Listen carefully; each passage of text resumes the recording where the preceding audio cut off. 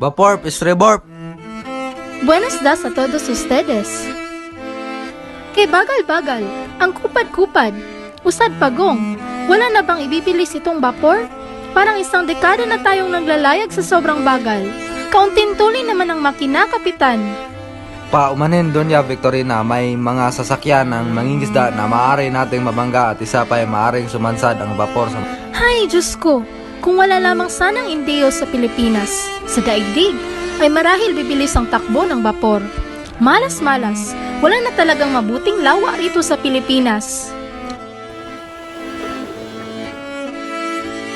Doña Victorina, huwag masyadong pausukin ang iyong tainga. Baka kumupas ang iyong magagandang kolorete sa muka.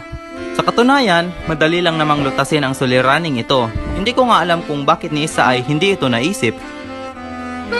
At ano naman ito, Aber? Simple lang naman ang aking mungkahi. Gumawa sana ng isang kanal na papasukan ng ilog hanggang sa paglabas at pararaanin sa Maynila. Nilikha ito ng bagong ilog sa pamamagitan ng paggawa ng kanal at sarhana ang dating ilog Pasig. Sa ganitong paraan, hindi maaaksaya ang lupa at iikli pa ang oras ng paglalakbay. Isang panukalang yan, Ke. Simple? Don Simon, ipagpaumanhin ninyo kung ako ay tututol sa inyong mungkahi. Malaking salapi ang gugugulin at saan naman tayo kukuha ng salaping ipambabayad sa mga manggagawa? Sino namang nagsabing pasasahurin ang mga manggagawa? Isa pa sa pilitang pagtatrabahuin ang mga bilanggo, bihag, matatanda at mga binata at batang lalaki. Subalit, ang iyong mungkahi ay maaaring magdulot ng himagsikan. Himagsikan? Haha! Naghihimagsik ba ang mga taga-Ehipto nang buuin nila ang piramide? Yang mga bilanggong Hudyo laban kay Tito, sila ba ay nag-alsa? Ang isang edukadong tao na katulad ninyo ay ganito pala kahina pagdating sa kasaysayan. Ngunit, hindi taga-Ehipto na hindi Hudyo ang iyong kaharapan. Isang tigre kung magalit ang mga Pilipino, lalong-lalo na noong sila'y sa pilitang gipinagawa. Don Custodio, malayo na ang panahong iyong tinutukoy. Ang Pilipinas ngayon ay iba na sa Pilipinas noon. Paniguradong hindi na sila maghihimagsik kahit pabigyan sila ng maraming trabaho o patawan ng malaking buwis. Naalala ko lang, naikwento ni Padre Salve na ang bahay at pagamutan sa Los Baos ay naitayo sa ganoong pamamaraan. Ano ba ang iyong sinasabi? Hindi mo ba? Wala nang kung ano-ano pa. Ang nasabi ay nasabi na. At kayo, Padre Sibelia, huwag na ninyong subukang magsalita ng mga kabalbalan. Ano naman ang kabuluhan ninyong mga praile kung ang bayan ay naghihimagsik? Siguradong mayroong masamang mabubunga ang mungkahi ni Simon, sapagkat hindi niya muna ito isasaguni sa mga taong matagal nang naninirahan sa Pilipinas. Kung sa bagay, ikaw naman, Don Custodio, ano naman ang iyong panukala? Kung sa tutuusin ay mas mainam pa ang aking mungkahi, nais kong pag-alagaan ng itik ang mga taong nananahan malapit sa ilog. Naku, Don Custodio, kung maraming mag-aalaga ng itik, dadami na rin ang balot. Pweh, nakasusuka, nakapandidiri, tabunan na sana ang lawa.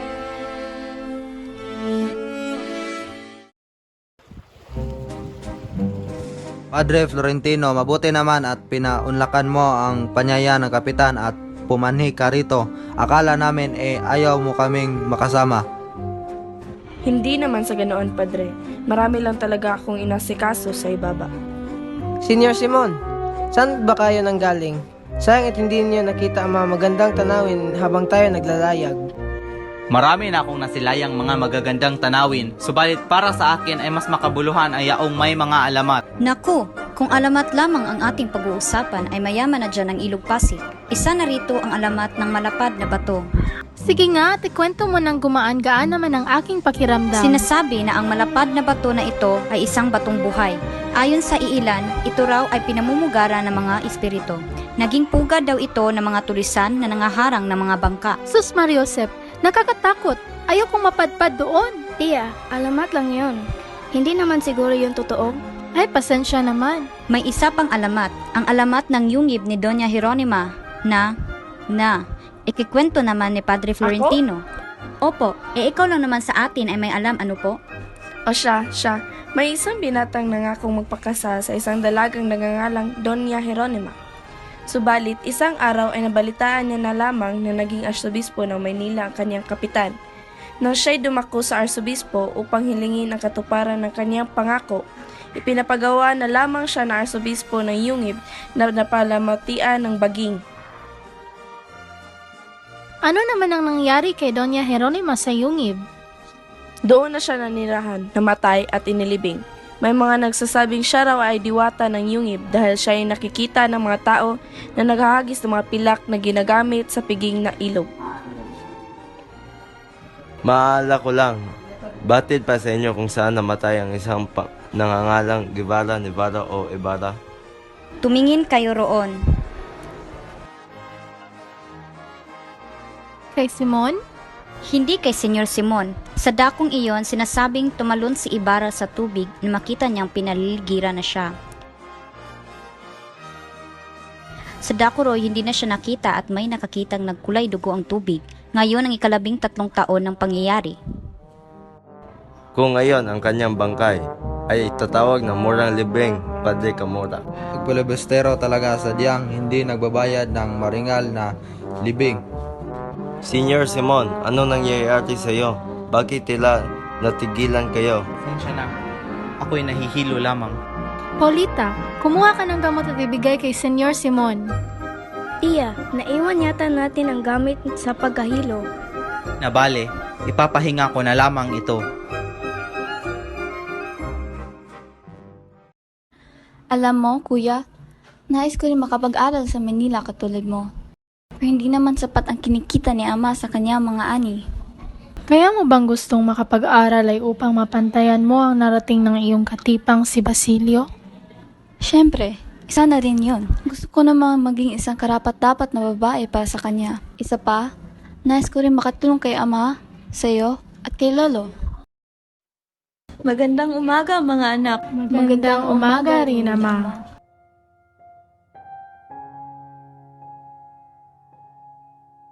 Mukhang marami-rami ang inyong mga naani. Oo nga, ama. Paniguradong malaki ang inyong kikitain kapag iyan ay iyong naibenta sa merkado. Marami nga ang aking ani, subalit. Ano ang bumabagabag sa iyong isipan, anak? Marami nga ang aking ani, subalit napakalaking buwis naman ang sinisingil sa akin ng mga praile. Ipagpalagay mo na lamang na lumalaki ang mga buaya at dumating ang mga kamag-anak nito upang lamunin ang iyong salaping pinaghihirapan. Pero ama, sila'y sumusobra na. Kailangan ko ring pangalagaan kung ano ang pinaghirapan ko. Anak, magtimpi ka. Walang magpapala kung lalabanan mo sila.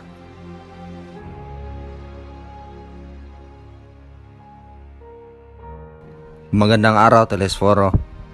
Anong maganda sa araw? Ano bang kailangan ninyo? Naparito kami upang singilin ang iyong buwis. Ang buwis ay 200 piso. 200, ngunit napakalaking halaga naman iyon. Kung hindi ka magbabayad ay ipapalilingnang namin sa iba ang lupain. Pinagsasabi mo, kung hindi ninyo alam, ako ang nagsikap at nag-alay ng pawis at dugo upang magtanim at mag-ani. Kaya ako lamang at ang aking pamilya ang may karapatan dito. Wala nang iba pa. Subalit hindi mo pagmamayari ang lupain. Ito'y pagmamayari ng korporasyon. Pagmamay-ari? May katibayan ba kayo? Ipakita ninyo sa akin ngayon din. May katibayan kami. Nasaan? Ipakita ninyo. Hindi mo na kailangan makita, basta magbayad ka lamang sa buwis mo. Huminahon lamang po tayo. Ako na lamang ang magbabayad ng buwis. Huwag kang mangialam, Juliana. Huwag ninyo akong lokohin. Hindi ako magbabayad ni 5 hanggat wala kayong katibayan. Handa akong dumalo sa usapin, maipaglaban lamang ang karapatan namin. Topido, kunin ang anak na lalaki at gawing sundalo.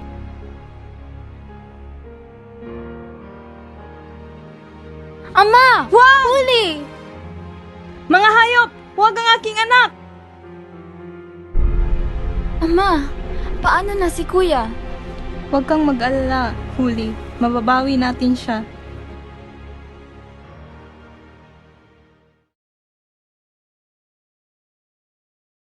Lolo, ama, handa na po ang hapunan. Ayokong kumain. Ama, kailangan niyong kumain. Manalig tayo. Walang mangyayaring masama kay kuya. Tama si Huli, anak. Huwag mong masyadong isipin yun. Mabawi rin tayo si Tano. Nasaan si Telesforo? Anong kailangan niya sa aking ama? Narito kami upang siya'y dakpin. Ano? Pero bakit? Wala nang pero. Bitiwan niyo ako! Sa loob ng 2 araw, kapag hindi kayo nakapagbayad ng 500 piso ay pupugutan namin siya ng ulo. Ano? Subalit, Tales! Lolo, ano na ang gagawin natin? Wala akong ganong kalaking halaga ng salapi. Tanging 200 piso lamang ang mayroon ako. Pasensya na, apo. At wala akong mayambag na salapi. Mas mahirap pa sa atin ang ating kamag-anak at kapitbahay.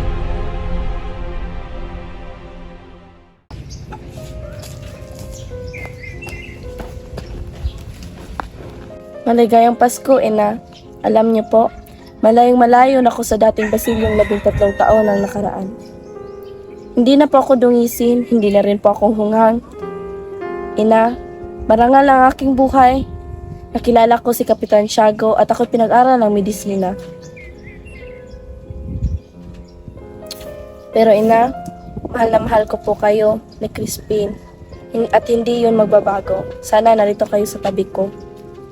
At nakita niyo sana yung anak na kami tayong mithiin sa buhay.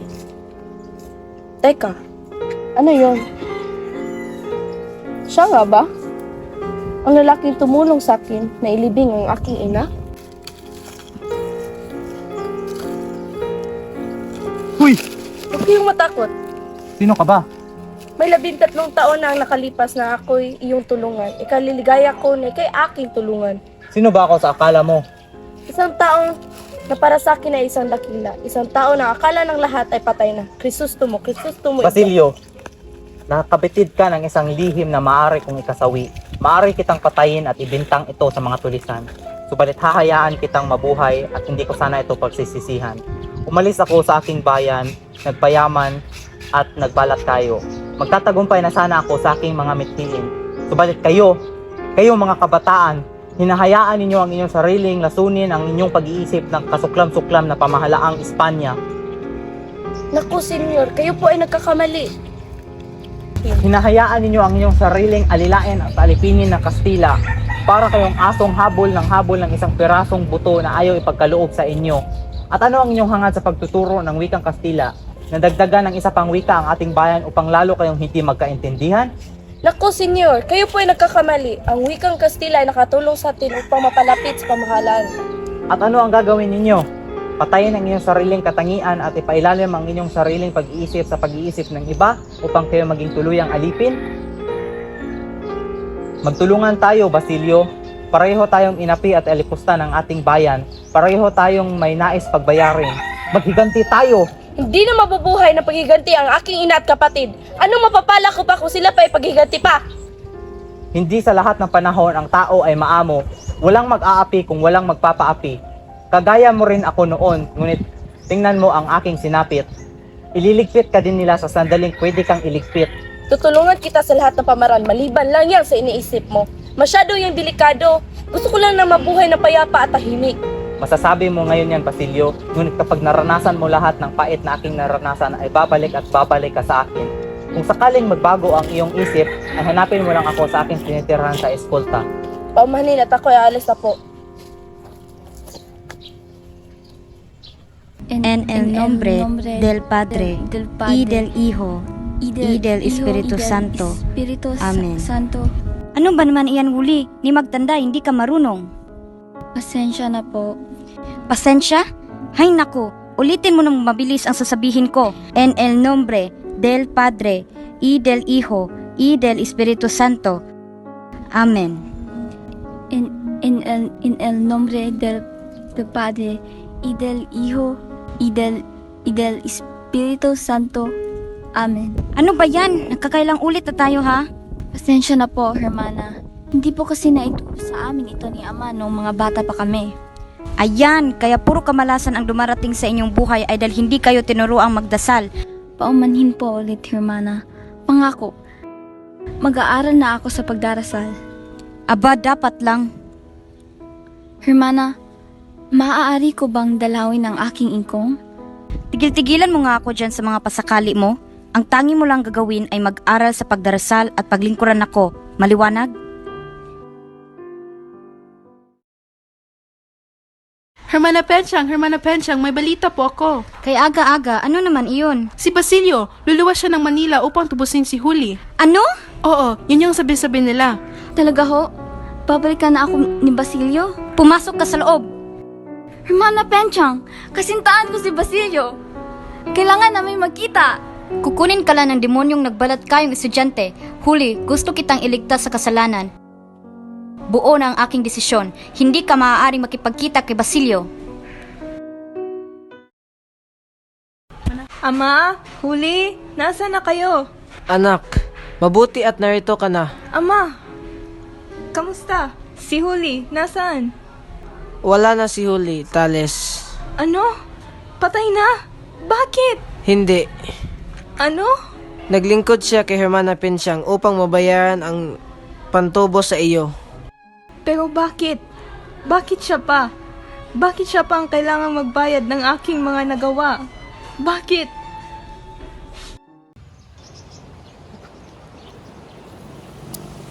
Narito na sina Isagani at Sandoval. Nasa atin ang tagumpay. Paniguradong papayag na ang pamahalaan na itatag ang Akademya ng Wikang Kastila. Kapag naitatag na ang paaralan, siguradong pupuruhin ng pamahalaan tayong mga mag-aaral at lahat ng tumututol ay magsisisi. Subalit baka ipili tayong mga kasapi sa bilangguan, maging kayo ay maaari ding makulong. Nako basta hindi ako kasali riyan. Huwag puro pangamba ang iyong iniisip, kumpadre. Hindi ganyan ang Kapitan General. Mayroon siyang sariling pag-iisip at kaya niyang tumayo sa sarili niyang mga paa. Wala naman akong sinasabing ganyan sa Loval. Ang akin lamang ay mayroong sariling pag-iisip ang Kapitan General. At alam naman natin siya ang masusunod. Lubang kinakailangan ng bawat kabataan ng Wikang Kastila. Wala akong nakikitang dahilan upang tumutol dito ang pamahalaan. Marahil ay natatakot sila na maunawaan natin ang kanilang mga batas kung marunong na tayo magkastila. Pinagkakaloob sa inyo ng pamahalaan ang lahat ng inyong pangangailangan. Kung anong mayroon kami ay mayroon din kayo. Magtiwala kayo sa pamahalaan at humiling ng walang palikaw-likaw. Paano kung ipagkakait sa atin ng Kapitan General ang ating munting kahilingan? Kung gayon, hindi rin nasayang ang inyong pagsisikap. Ibinunyag ninyo na ang pamahalaan ay hunyango at nagbabalat kayo lamang. Maging ako, kahit isa akong Espanyol ay makikiisa sa mga Pilipino sapagkat hindi karapat-dapat ang isang pamahalaang tutol sa ikauunlad ng kanyang nasasakupan. Lahat ng Espanyol ay katulad ni Sandoval. Lahat ng Pilipino ay Sandoval din. Nasasabi mo lamang iyan dahil ikaw ay isang Kastila. Kung ako man ay may nasabi kahit kalahati man sa iyong sinabi, ikaw may ay malalagay sa pilibustero. Mayroon ako mabuting balita. Ayon kay Padre Irene, nasa kamay na raw ni Don Custodio ang usapin. Subalit, paano natin mapapayag si Don Custodio? Alam ko na, si Pepay ang makiyas na mananayaw.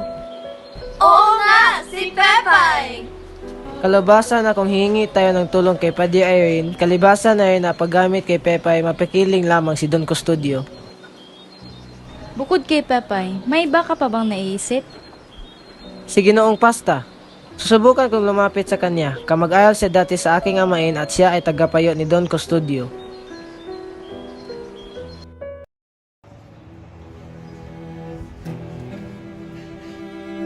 Ikaw pala, Isagani. Paumanhin at marami lang akong kailangang tapusin. Kamusta? Kamusta ang lagay ni Padre Florentino? Mabuti naman, Ginoong Pasta. Patuloy pa rin naglilingkod sa simbahan ng aking amain. Mabuti naman kung ganoon. Ano ang may paglilingkod ko sa iyo? Nais ko lamang pong makiusap na kayo'y mamagitan sa aming mag-aaral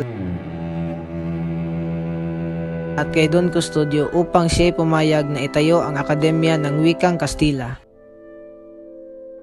Isa ko sa mga umiibig sa sariling bayan at hinahangad ko ang kaniyang pagsulong, ngunit hindi gayon kadali ang sumuong sa mga usapin.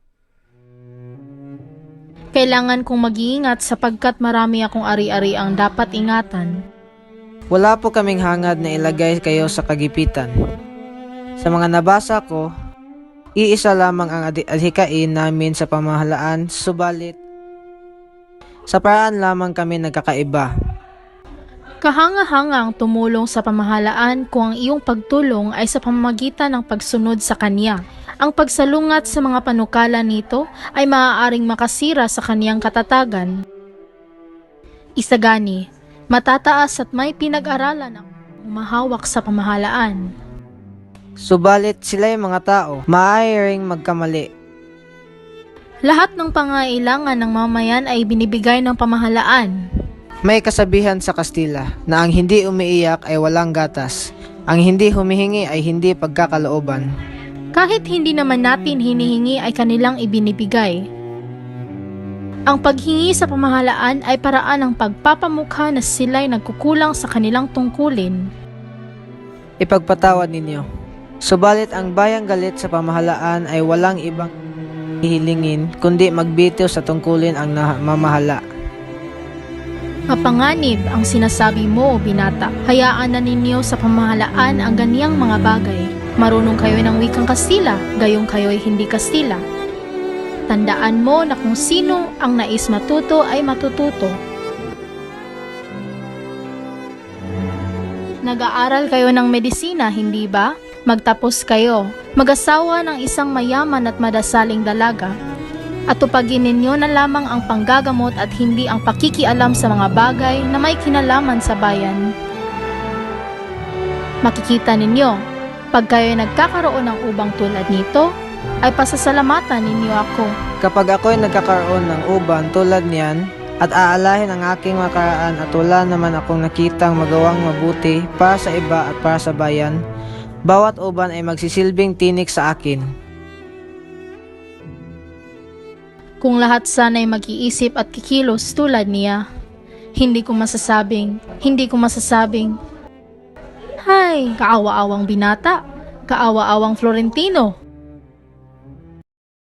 Isagani, tingnan mo ang daming magagandang ilaw, daming magagandang tanawin dito sa perya. Isagani, nakikinig ka ba? Galit ka ba?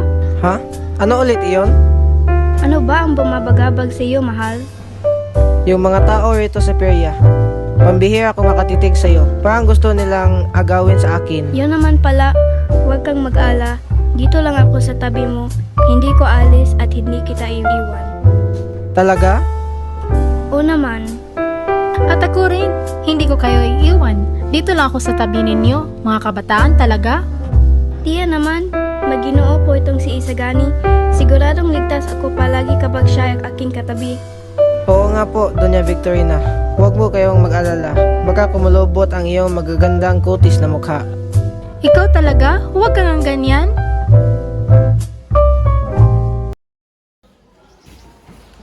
Pepay, ano na ang nangyari? Sumang-ayon ba siya? Sino? Si Don Custodio. Diba kinausap ka namin tungkol sa pagpapatayo ng akademya? Ay, hala, nakalimutan ko. Kailangan ko kasi ng pera sa kanya. Pasensya na. Naku, isang Magdalena. Wala ka talagang silbi. Diyan ka na nga. Sandali lamang. Heto, may sulat siyang ibinigay sa akin kanina umaga. Sabi niya ay huwag ko na raw babasahin at ibigay agad sa iyo. Ano? Oh, bakit? Ano bang sabi? Tumabi ka nga. Wala ka na rito.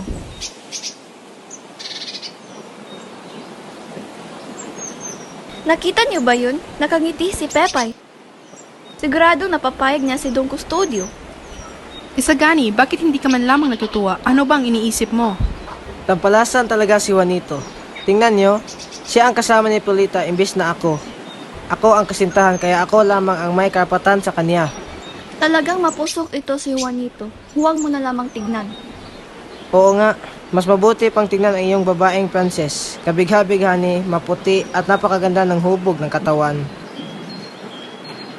Kaysa naman tingnan ko ang aking kasintahang may kasamang ibang lalaki. Ganon? Anong tingin mo sa akin? Taksil? Bahala ka na dyan. Paulita, sandali! Ito talagang kasintahan mo masyadong mapagtaas.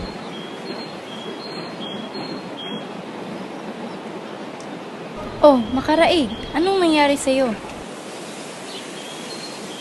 Nakausap ko si Pepay. Eh wala naman pala siyang silbi. Hindi naman niya tayo tinulungan upang mapapayag si Don Custodio. Naku, malaking problema ito.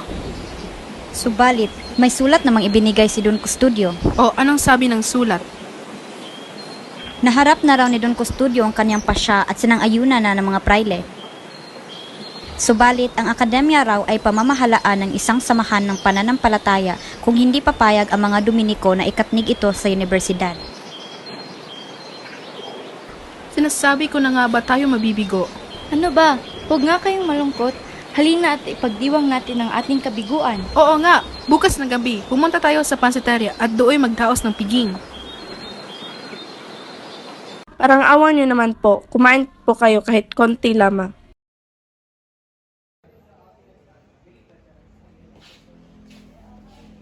Senior Simon, kayo po pala. Kamusta na ang may sakit?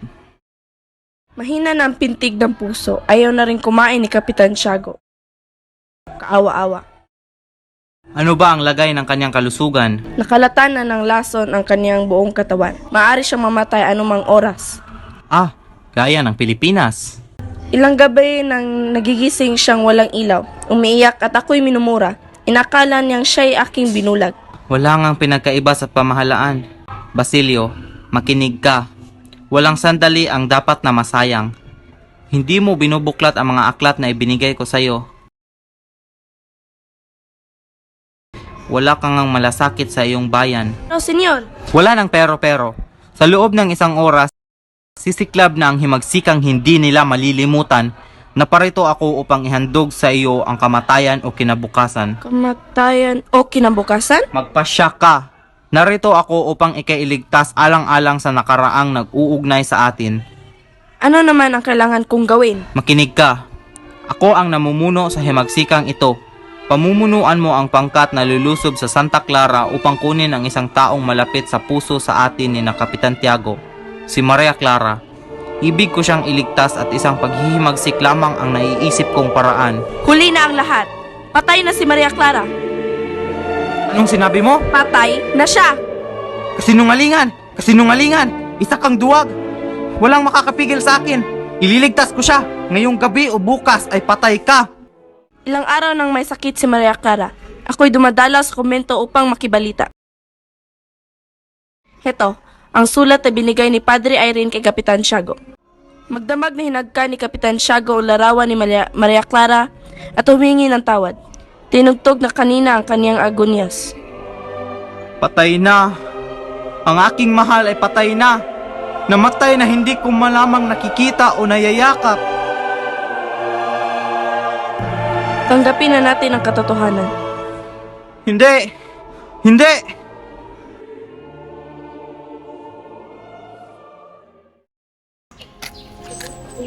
Tadeo, kayo ba naglagay ng mga paskin dyan? Wala na tayong pasok! Magugulong tayong lahat! At natutuwa ka pa dyan? Oo! Kapag nakaskool langan, walang pasok, walang pasok, walang pasok!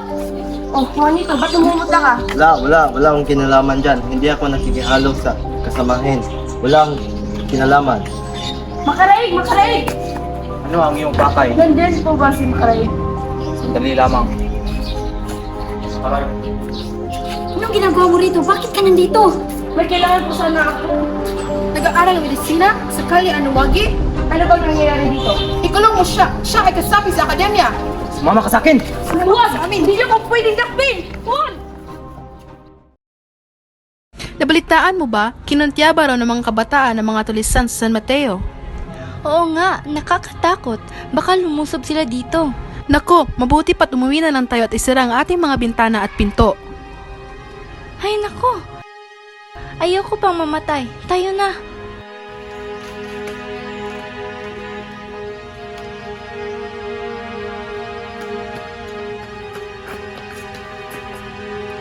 Isagani!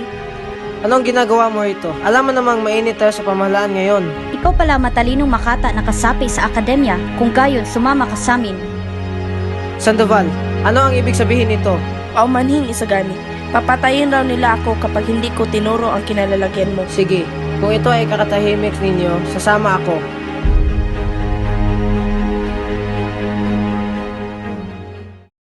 Hoy, nabalitaan mo ba yung nangyari kay Basilio? Hay, kaawa-awang bata. Bali-balitang pinatawan siya ng parusa. Marahil ngayon ay patay na siya. Pinarusahan siya ng Diyos. Parusa ng Diyos ang pagkakabilanggo kay Basilio sapagkat hindi siya marunong magtanda at magdasal. Hindi totoo yan, mabuting bata si Basilio. Sigurado, wala siyang kinalaman sa paghihimagsik at paskin. Tumigil nga kayo, nakulong si Basilio. Ibig sabihin ay kasapi siya doon. Gusto nyo? Dalawin niyo pa sa bilangguan nang magkaalaman tayo. Siguradong puro latay na ang kanyang katawan. Ano? Ikinulong si Basilio? Ikinulong ang aking katipan? Ikinulong. Huli! Kumuha kayo ng tubig at magmadali! Sus Mariosep, huli! Magandang araw, Padre Camora. Ikaw pala, Hermana Balik. Ano ang sa atin? Nais po kayong kausapin ni Huli. May nais siyang ipakiusap.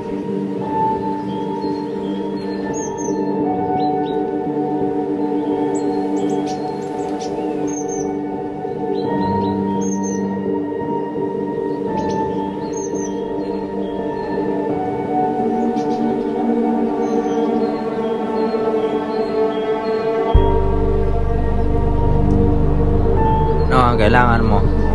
Hihingi po sana ako ng tulong upang mapalaya si Basilio.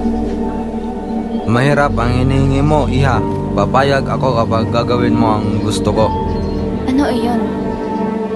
Mahalay! Maitim ang budhi! Hindi ko gagawin ang pinapagawa mo!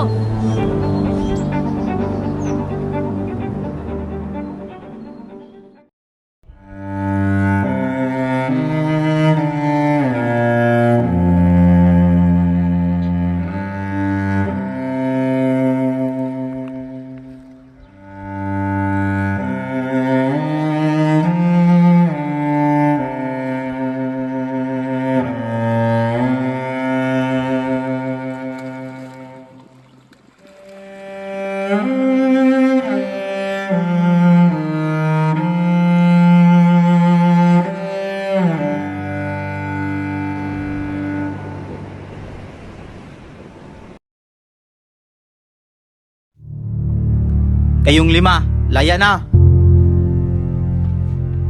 Paano si Basilio? Wala siyang tagapagtanggol at pantubos kaya dito muna siya.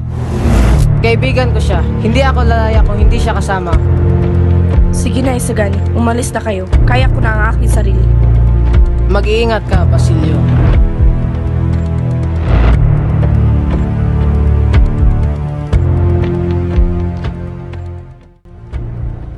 Paano ba yan? Ikaw na lamang ang natitira. Sa iyo ibubuhos ang lahat ng mga parusa. At wala nang sasakit pa sa kaparusahang malaman mo na ang iyong katipan ay patay na. Sumalangit nawa ang kaluluwa ni Huli. Mga hayop!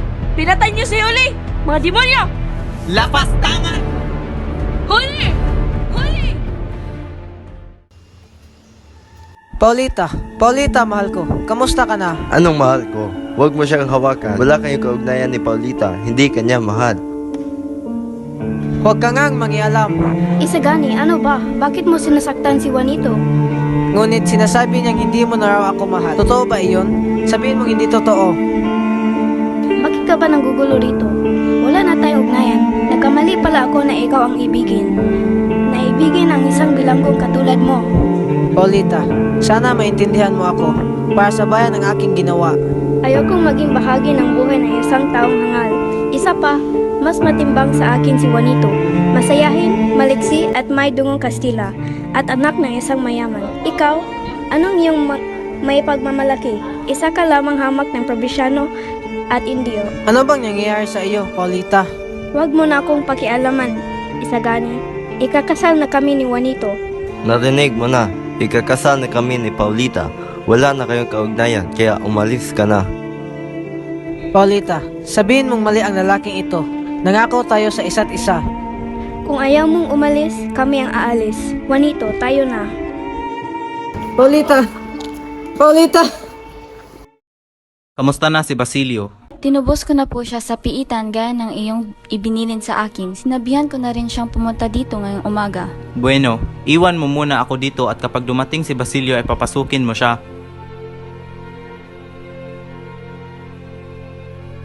Basilio? Basilio! Anong nangyari sa'yo? Bakit kakaiba ng iyong itsura? Isa akong masamang kapatid. Hindi ko na pagiganti ang aking ina at kapatid. Ngayon, ay handa na akong magiganti at sundin ang gusto ninyo, senyor. Tatagumpay na sana ako sa himagsikan, ngunit umibig ako kay Maria Clara noon. At ngayon na pumanaw na siya, ibabaon ko ito sa buhay pati na ang mapapait kong karanasan. Ipaghiganti natin ang aking ama, ang iyong ina na si Sisa, iyong kapatid na si Crispin, si Huli at si Maria Clara. Heto, pagmasdan mo. Ano naman iyan? Ito ang hudyat ng pagsisimula sa himagsikan. Ang silbi ng lamparang ito ay ilalapag sa harap ng lamesa sa piging ng mga maruruming tao. Kapag lumamlam ang liwanag, itataas nila ang mitsa dahilan para sumabog ang dinamita nito. Nitroglycerina? Isang dinamita? Walang buhay na dapat itira. Ang lahat ng dumi ay dapat linisin. At hindi lamang ito basta-bastang nitroglycerina. Ito ay likha sa mga luhang na ipon at puot na kimkim. Kung ganoon, ay hindi na pala ko kailangan. Iba ang gagawin mo. Pagkarinig ng putok ay lalabas ang mga artilyero at iba pa. Pupunta ang lahat doon sa tinitirahan ni Kabisang Tales sa Santa Mesa. Sabay-sabay na susugod ang lahat. Magkakagulo ang lahat at maglaban-laban. Ikaw ang bahala sa iba. Dalhin mo sila sa bahay ni Keruga dahil nandoon ang mga baril. Kami ni Kabisang Tales ay aagawin ang tulay. Mamamatay ang lahat ng mahihina at ang hindi handa. Lahat? Lahat pati yung walang laban? Oo, lahat. Lahat ng Indio, Mistiso, Inchik, Kastilang duwag. Kailangan magsimula ulit. Mula sa mga dugong dadanak ay sisibol ang bagong lahi. Isang bagong lipunan na hindi na maging api. Subalit, ano naman ang sasabihin ng daigdig sa ganyang mga pagpatay? Ang daigdig ay papalakpak tulad ng pagpalakpak ng Europa nang patayin ang angaw-angaw na Indio sa Amerika. Kung sa bagay, ano naman sa akin kung pumalakpak man sa akin o hindi ang daigdig? Kung ang daigdig naman ay wala namang tingin sa mga may api at mahihirap. Iyan ang gusto kong marinig mula sa iyo. Tama lang talagang piliin kita. Ito ang baril. Sa ika-10 ng gabi, magtungo ka sa simbahan ng San Sebastian para sa huling bilin. Sa ika-9 naman ay lumayo na kayo mula sa Anluagi. Hihintayin kita, Basilio. Hanggang mamaya, senyor.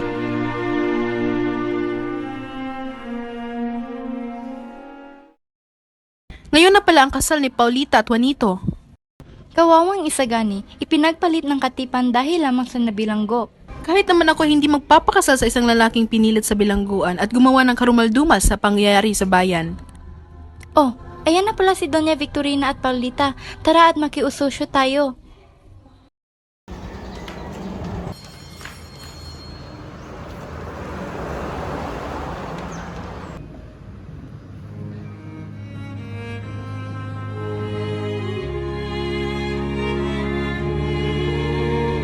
Ang ganda-ganda talaga ng aking pamangkin.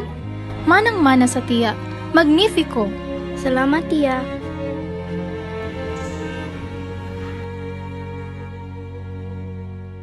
Sa ngalan ng Ama, ng Anak at ng Espiritu Santo. Amen. Nagtipon-tipon tayong lahat upang saksihan ang pinakamahalagang araw sa buhay ni na Juanito Perez at Paulita Gomez. Juanito, tinatanggap mo ba si Paulita bilang iyong kabiyag at ipinangakong kayo ay magsasama sa hirap at ginhawa habang buhay hanggang kamatayan? Opo, Padre. Ikaw naman, Paulita, tinatanggap mo ba si Juanito bilang iyong kabiyak at ipinangakong kayo ay magsasama sa hirap at ginhawa habang buhay hanggang kamatayan? Opo, Padre. Ngayon, kayo Juanito Perez at Paulita Gomez ay kasal na. Pagpalain nawa kayo ng Diyos sa iyong pagsasama. Mabuhay ang bagong kasal.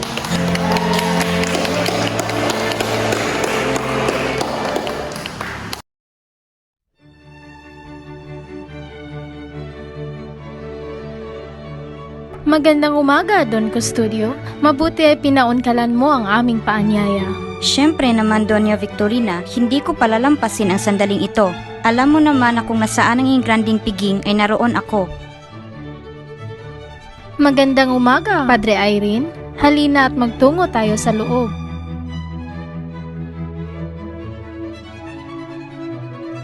Magandang umaga, magandang umaga.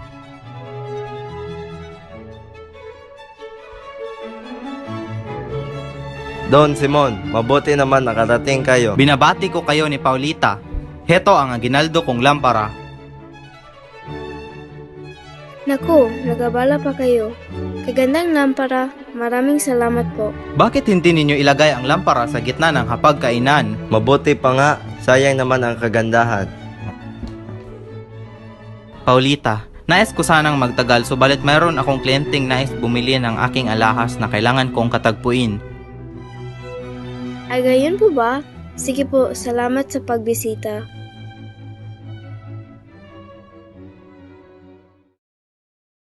Sino ka? Hindi ako masamang tao. Kailangan ko silang iligtas. Bawal kang pumasok dito. Tignan mo nga yung suot at itsura mo. Kailangan ko lang silang iligtas. Nakainom ka ba? Hindi nga sabi pwede. Basilio, sa eskolta, magmadali. May sindi na ang lampara. Isagani, anong ginagawa mo rito? Halika na, lumayo na tayo sa bahay na yan. Bakit naman ako lalayo? Gusto mo ba bang mabuhay? May lampara sa loob ng bahay na mayroong dinamita. Hayaan mo muna ako makita siya kahit sa huling sandali. Bukas ay iba na siya. Bahala ka na.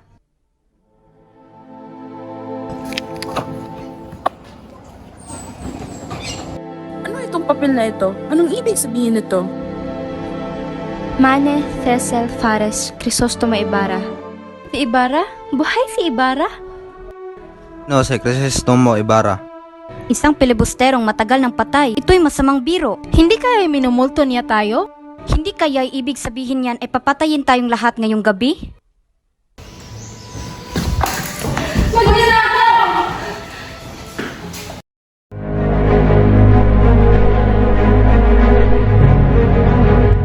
May matanda rito nag-aagaw buhay. Marahil ay isa itong tulisan. Hoy Carolino, wala ka na bang maipabibilis dyan?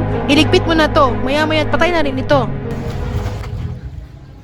Lolo? Lolo Celo? Lolo Celo! Mabuti at nagkita tayo sa huling sandali, Tano. Patawarin mo ako. Huwag mo kong iwan. Parati kang mag-iingat.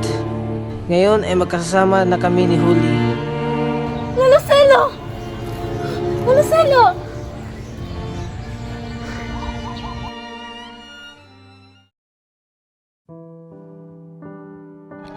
Ginoong Simon, ano ang nangyari sa iyo? Dalhin mo siya sa silid. Huwag na. Nahihirapan po ba kayo, Ginoong Simon? Kaunti lamang po. Subalit sa ilang sandali ay matatapos na rin ang paghihirap ko. Diyos ko, anong ginawa ninyo sa inyong sarili? Wala nang lunas sa lasong aking ininom. Hindi ako magpapadakip. Patay, opo. Buhay, hindi. May paraan pa.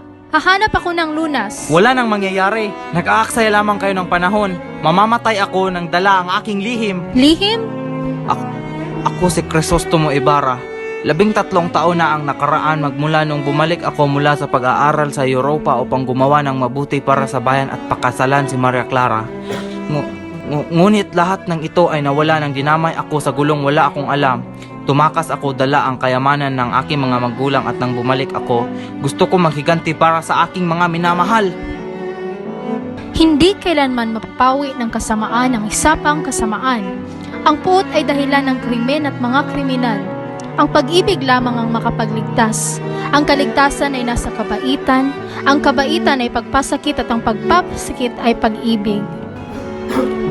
Bakit hindi niyo to sinabi sa akin? Dahil hindi tama ang iyong paghihiganti, Ibarra. Pero alam kong pinagsisihan mo na ito. Maraming salamat, Padre. Ngayon ay payapa na ang aking kalooban. Naway makasama mo na ang iyong mga mahal sa buhay na namayapa sa paraiso kung saan hindi ka na maghihirap. Malibing ka nawa sa kailaliman ng dagat, ngunit kung kinakailanganin ka ng tao para sa marangal na hangarin.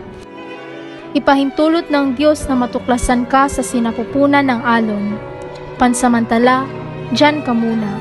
Hindi makababaluktot ng katwiran, hindi mag-uudyok ng kasakiman.